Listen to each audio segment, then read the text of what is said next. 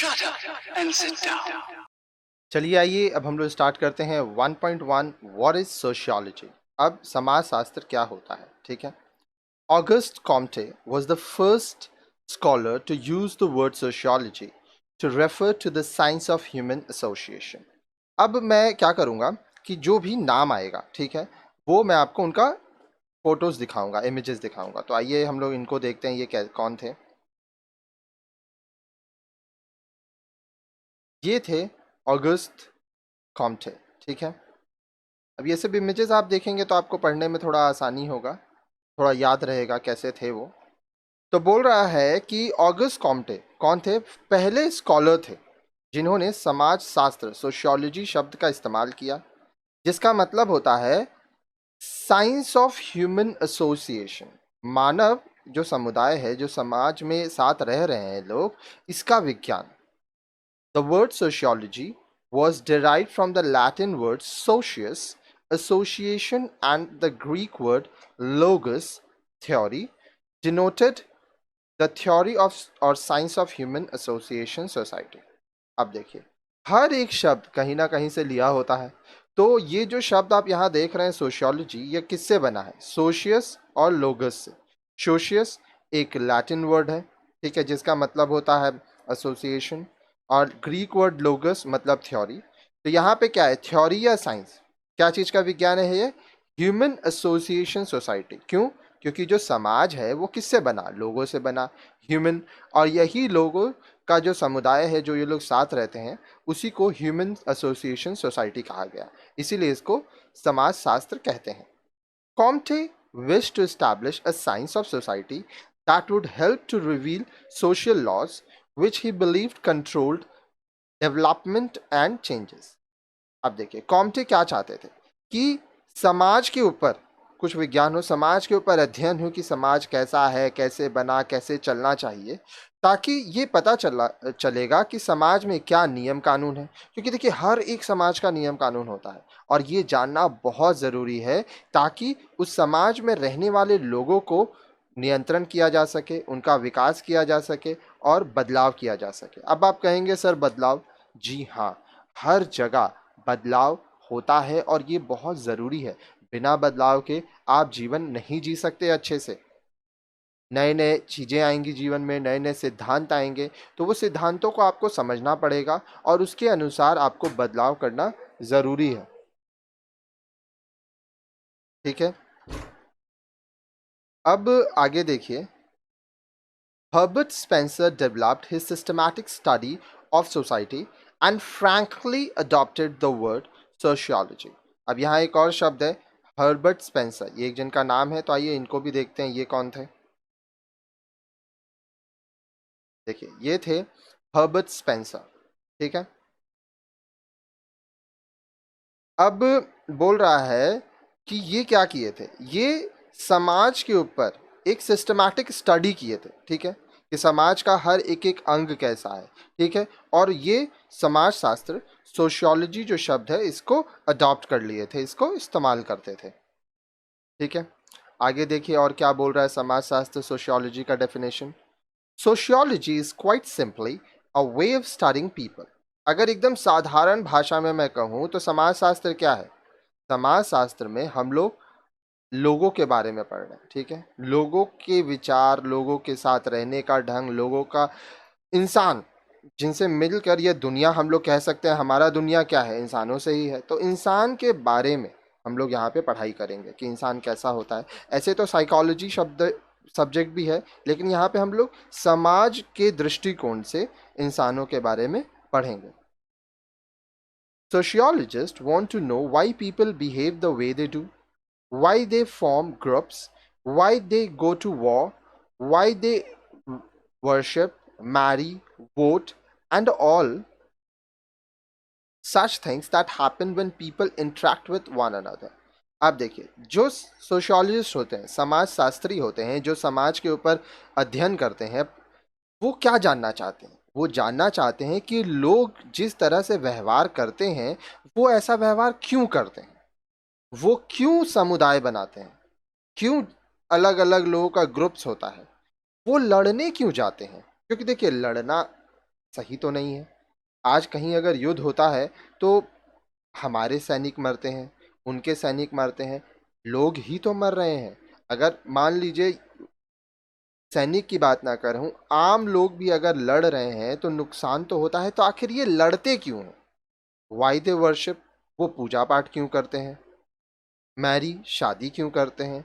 Vote, वो voting system क्यों रखते हैं? और हर एक चीज जो लोग करते हैं जब वो एक साथ रहते हैं। तो आप यहाँ पे देख रहे हैं लोग लोग लोग, सिर्फ लोगों के बारे में यहाँ पे बात की जा रही है कि लोग ये करते हैं, लोग वो करते हैं। तो आखिर ये लोग ये सब करते क्यों हैं? ये सब चीजों को हम लोग यहाँ पे देखेंगे। Thus, sociology can be defined as the scientific study of social relations, institutions and society. तो इसलिए हम लोग सोशियोलॉजी का डेफिनेशन ऐसे दे सकते हैं कि ये क्या है, समाज में जो लोग रह रहे हैं उनका संबंध कैसा है, कैसे कैसे इंस्टीट्यूशंस है, समाज कैसा है, ठीक है। लोगों के बीच में जो आपसी संबंध है, इसके ऊपर एक वैज्ञानिक रूप से आपको अध्ययन करना होगा, पढ़ना होगा।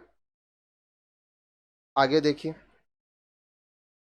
Various definition of sociology have been offered by sociologist. हर एक विषय में बहुत सारे लोग अध्ययन करते हैं। उसी तरह से सोशियोलॉजी जो सब्जेक्ट है उसमें भी बहुत सारे समाजशास्त्री हैं, तो आपको बहुत सारे डेफिनेशंस मिलेंगे। August Comte dealt with the problem of defining sociology as a discipline and delineating its nature. अब देखिए यहाँ पे एक शब्द है डिलिनेटिंग, इसका मतलब क्या होता है आइए मैं आपको बताता हूँ। डिलिनेटिंग का मतलब होता है डिस्क्राइब और पोर्ट्रे प्रिसाइसली, मतलब एग्जैक्टली आपको बताना है, indicate the exact position of, ठीक है। जब आप किसी चीज को एकदम एग्जैक्टली बताने की कोशिश करेंगे तब आप ये शब्द डिलिनेटिंग का मतलब इस्तेमाल करेंगे, ठीक है। हिंदी में वर्णन किया गया, किसी चीज का वर्णन किया गया, ठीक है। तो ऑगस्ट कॉम्टे क्या करते हैं, वो बता रहे हैं, वो प्रॉब्लम्स को डिफाइन कर रहे हैं, समाज में क्या क्या प्रॉब्लम्स हैं, ठीक है। Discipline and delineating its nature, उसके नेचर के आधार पर, ठीक है। The latter sociologist focused elaborately in the meaning of sociology.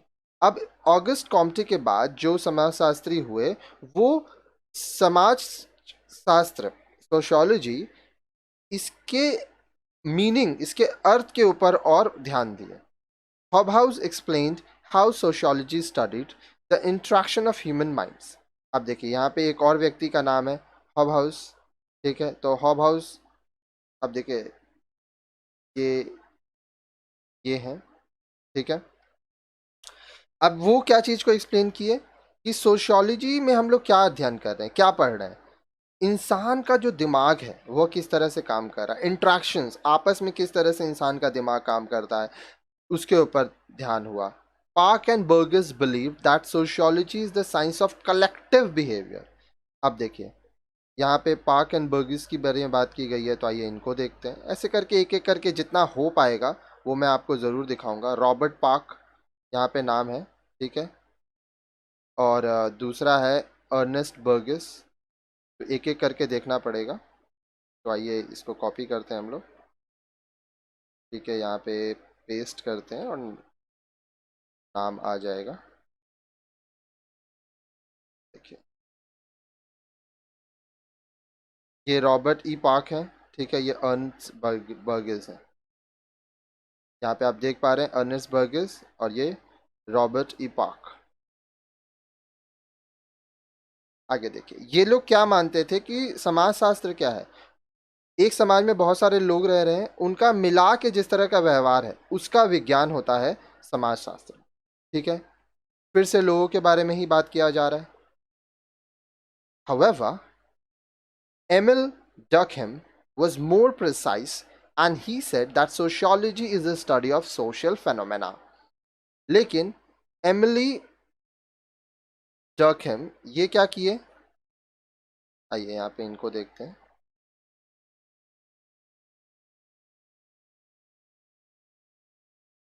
ये है एमिली डर्कहेम, ठीक है। ये क्या बोल रहे हैं कि सोशियोलॉजी क्या है, समाज, स्टडी ऑफ सोशल फेनोमेना। ठीक है, यहाँ पे एक और शब्द है फेनोमेना, इसका मतलब क्या होता है आइए मैं आपको बताता हूँ। फेनोमेना फेनोमेनन से आया है, ठीक है, और इसका जो मतलब है वो होता है अभूतपूर्व, ठीक है, तथ्य, अनयूजुअल, अबनॉर्मल, ठीक है।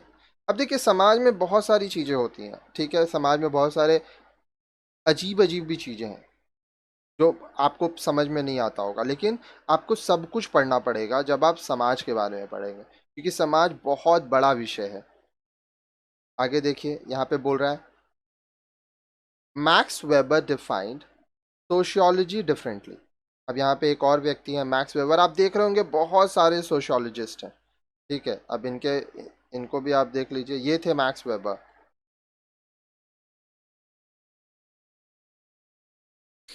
अब ये जो है वो समाज को, समाज शास्त्र को अलग तरह से ये डिफाइन किए, उसकी परिभाषा दी है। He says that human activities are oriented to some action. अब वो कहते थे कि इंसान जो भी काम करता है, ठीक है, जो भी गतिविधियां करता है उसके पीछे कुछ ना कुछ एक्शन है, वो कुछ कर रहा है, कुछ कारण है।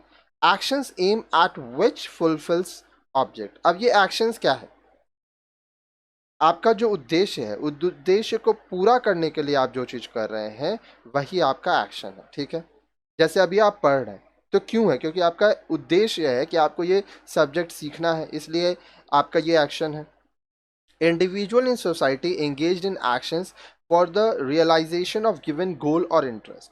अब देखिए समाज में जो एक एक व्यक्ति है, हर एक व्यक्ति, क्योंकि व्यक्तियों से मिलकर समाज है, ठीक है, वो क्या काम करता है, उनका एक्शंस क्या होता है, उनका जो गोल्स है, लक्ष्य है, उनका जो रुचि है, उनको जो पसंद है, उनको पूरा करने के लिए वो काम करता है, एक्शंस करता है। Actions according two marks weber constitute the subject matter of sociology.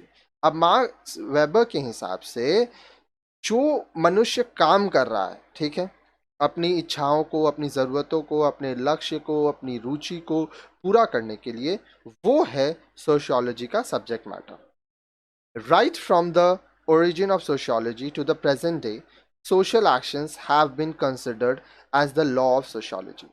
जब से सोशियोलॉजी शब्द आया तब से लेकर आज तक जो भी समाज में कार्य हो रहे हैं, जो भी सोशल एक्शंस हो रहे हैं, उसी को माना जाता है लॉ ऑफ सोशियोलॉजी। क्योंकि समाज में जिस तरह से लोग हैं, जिस तरह से कार्य हो रहा है, जिस तरह से लोग जी रहे हैं, उसी से समाज की संरचना है, और वही तो हम लोग को पढ़ना है।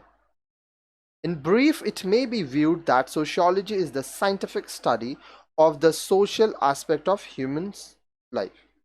अब हम लोग इन ब्रीफ कम शब्दों में ये कह सकते हैं कि सोशियोलॉजी क्या है। इंसान के, इंसानी जीवन के जो सामाजिक दृष्टिकोण है, जो उसका समाज से संबंधी जो रूप है, ठीक है, उसके बारे में जब हम लोग वैज्ञानिक अध्ययन करते हैं तो उसको सोशियोलॉजी कहते हैं। Moreover sociology is the body of knowledge compiled with the scientific method about human interaction. और भी हम लोग कह सकते हैं सोशियोलॉजी क्या है, ये एक बॉडी ऑफ नॉलेज है, हम लोग को ये जानकारी देता है, ज्ञान देता है, जिसमें समाज के बारे में हम लोग वैज्ञानिक दृष्टिकोण इस्तेमाल करते हैं, तरीका इस्तेमाल करते हैं कि किस तरह से मनुष्य एक दूसरे मनुष्य के साथ रह रहा है, उसका रहन सहन कैसा है, आपसी संबंध कैसा है। I interaction we mean reciprocal contact between two or more person, interstimulation and response। अब यहाँ इंट्रैक्शन का मतलब क्या हो रहा है कि कम से कम दो या दो से अधिक लोगों के बीच में किस तरह से बातचीत हो रहा है, किस तरह से वो लोग आपसी संबंध बना के एक साथ रह रहे हैं, और उससे वो लोग किस तरह से रिस्पॉन्स कर रहे हैं। Sociologists therefore are concerned with man in society, with the human group। तो देखिए सोशियोलॉजी क्या हुआ, सोशियोलॉजी को हम लोग कह सकते हैं कि समाज में जो लोग रह रहे हैं, ठीक है, मैन इन सोसाइटी, और जो लोगों के बना हुआ जो समुदाय है, जो ग्रुप। अब देखिए एक एक आदमी से समाज बना, और समाज में बहुत सारे लोग मिलके समुदाय ग्रुप्स बनाए। From this definition we gather that sociology is the study of human society and social behavior as well as the study of social relationships and its forms. तो आप देखिए ये जो परिभाषा हम लोग को मिलता है उससे हम लोग को क्या समझ आता है कि ह्यूमन सोसाइटी, जब हम लोग ह्यूमन सोसाइटी के ऊपर, समाज के ऊपर जो लोग हैं उनके ऊपर पढ़ाई करते हैं, तो हम लोग को इसके साथ साथ सोशल बिहेवियर भी देखना है, ठीक है।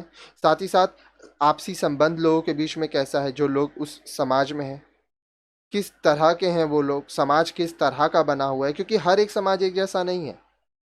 जैनी, क्रिश्चियन, आप हिंदू ले लीजिए, सनातन धर्म आता है, इसमें बहुत सारे धर्म हैं, आप मुस्लिम समाज ले लीजिए, तो किस तरह का यह समाज है, किस तरह के इसमें लोग हैं, इस समाज में लोगों का व्यवहार कैसा रहता है, आपसी संबंध कैसा रहता है, जो नियम कानून है वो क्या है। तो ये सब चीज़ों को जब हम लोग देखेंगे तब हम लोग समाज शास्त्र, सोशियोलॉजी को अच्छे से समझ पाएंगे। अब अगला वीडियो देखिए, उसमें और आपको जानकारी मिलेगा। आइए मैं बताता हूँ कि अगला वीडियो क्या है। अगला वीडियो में आप देखेंगे नेचर ऑफ सोशियोलॉजी।